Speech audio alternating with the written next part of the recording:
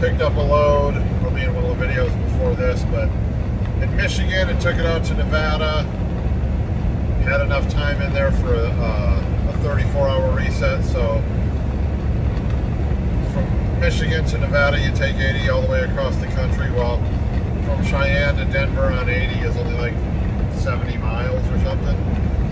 So I shot home, did a 34, and left there. Taylor came with me. Went out to Sparks, delivered some stuff for a Tesla out there, for not a Tesla, for Tesla. Actually saw one of the new, I don't know how new they are anymore or whatever, but the electric semis looked cool. I don't know how all that's going to work, but whatever, it looked cool. Delivered out there on Monday. Went and got a hotel room and just hung out. Picked up on Tuesday morning, which is the load I'm on right now, which delivers Friday, which is tomorrow. It delivers Friday in Bridgeton, Missouri. And then we're picking up a load going to Pueblo, Colorado. It's like a 2-hour deadhead from where I'm going to be. It was posted on the board for a really good rate. It's heavy.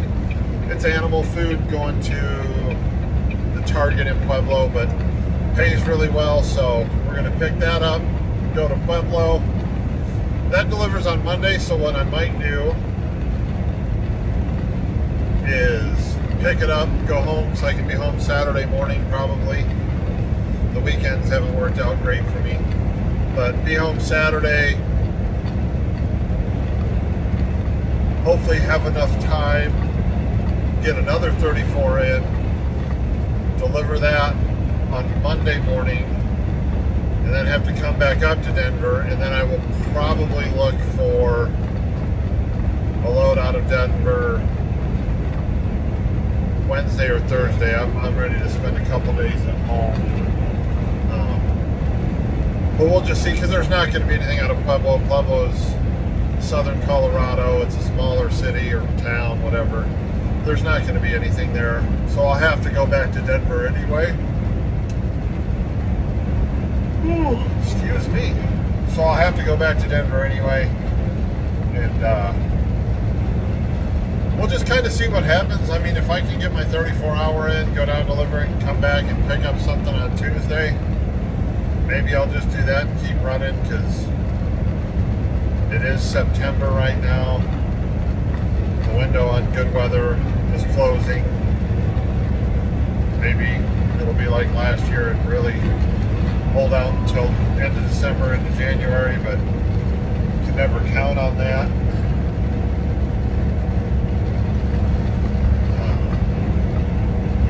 So I want to go as much as I can and make as much as I can before winter sets in, because once winter comes in, I'll be a whole lot more selective about where and when I'm going anywhere. Snow and ice and me have an agreement.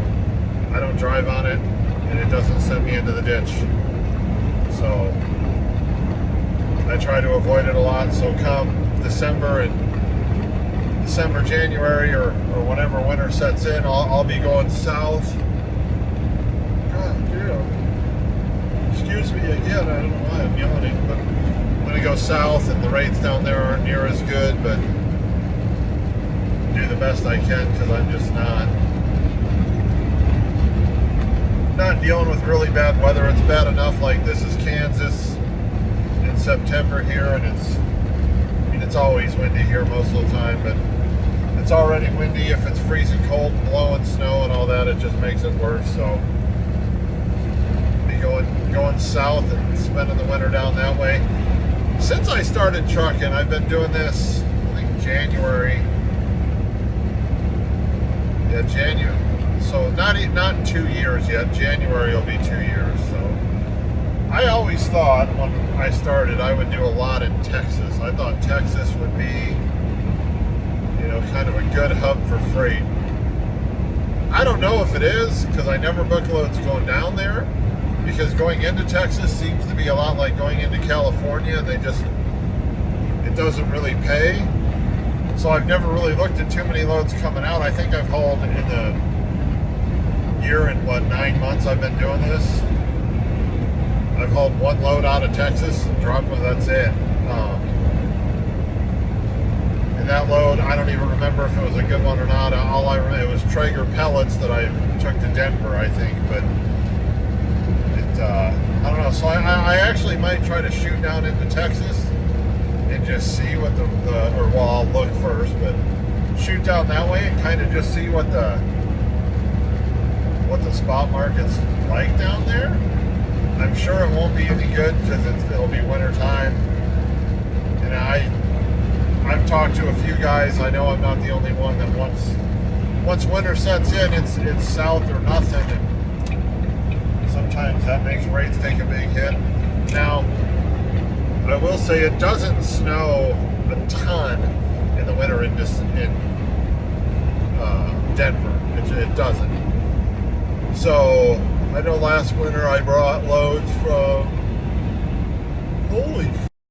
I brought loads from South Carolina back to Denver a few times, which was not a big. I mean, that was okay because you just stick to the southerly route and come up, and that works out. But that'll be the plan this winter too. And that market, especially the southeast, like Georgia and the Carolinas, it's so oversaturated all the time anyway. That's where everybody wants to live. That's where, that's the region that people, it seems like, to run the most because the weather's always nice.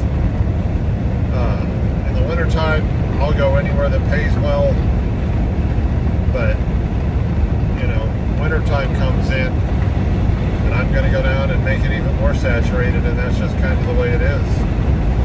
And I personally don't give a shit if other truckers watch this and they're like, well, then you're just being part of the problem. Okay, well, I'll be safe and be part of the problem. You can run the snow and ice and all that stuff, but I'm not going to. I'd like for most of the month of December to just park the truck and stay at home. Honestly, that's what I'd love. I'd love for that to happen. And maybe it will. I know last December I took a lot of time off. Maybe that's what we'll do again because I don't like to risk it. And the freight rates, I mean, December, January, February, they're kind of trash everywhere. So we'll see how the next few months go and just see what happens.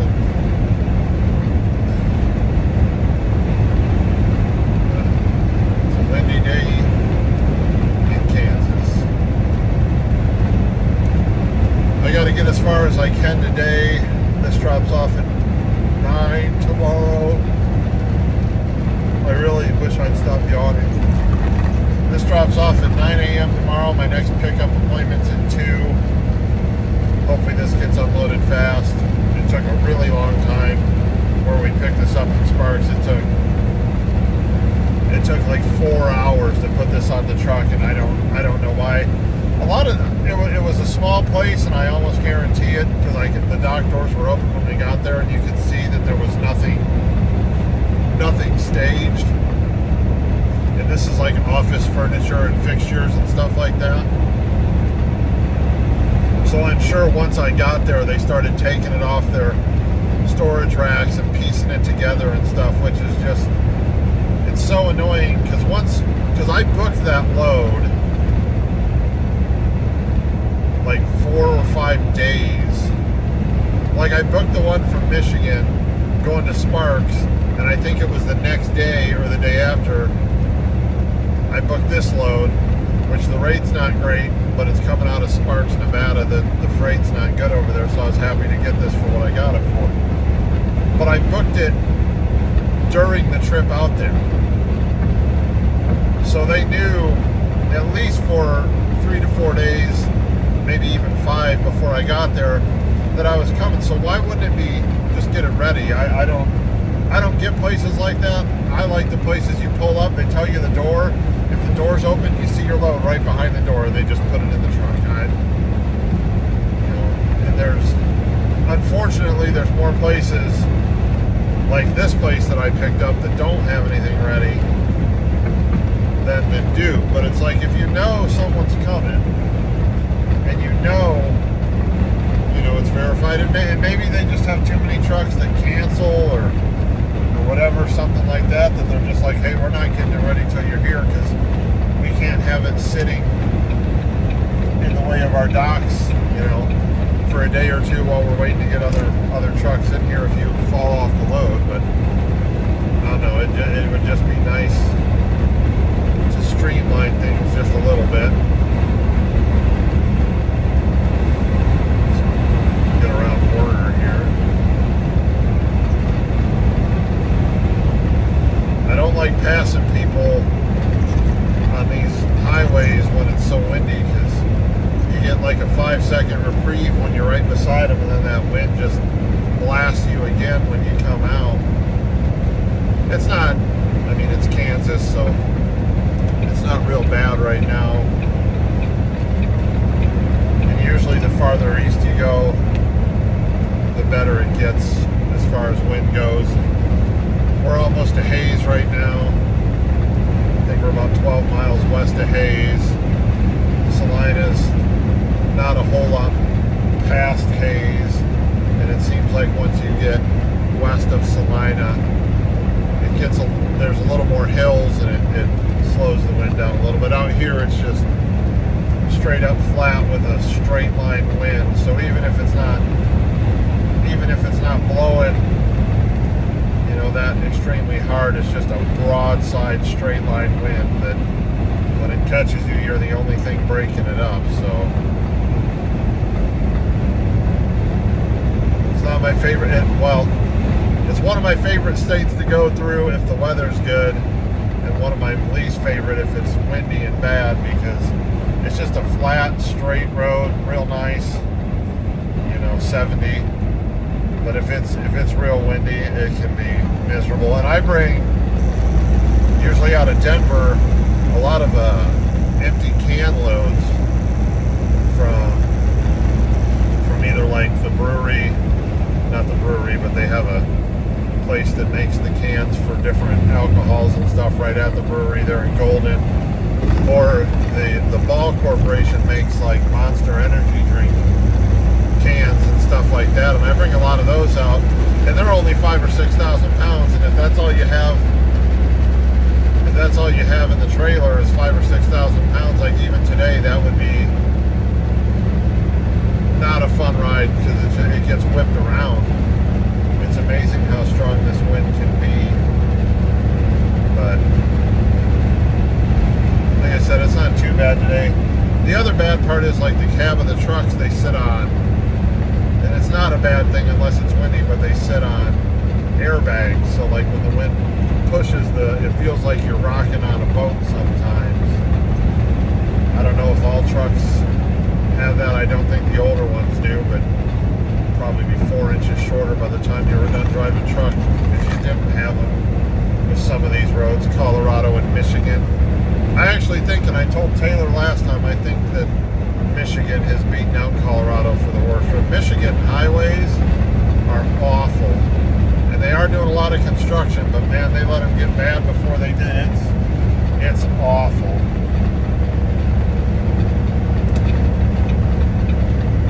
And Colorado's roads are bad. Like, I'm sure you've seen in some of my videos, and I've seen it in other YouTubers. You cross from Kansas into Colorado, and it's immediate from like driving on a tarmac at an airport to a washboard. Immediately, it's terrible.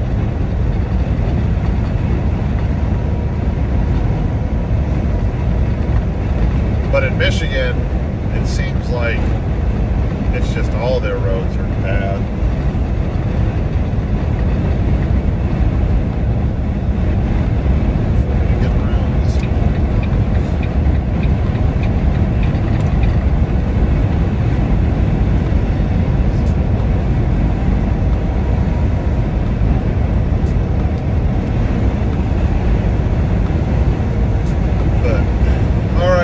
I've gapped, 15 minutes is long enough for me flapping my gums, so I'm going to get off here and we'll talk to you guys in a bit.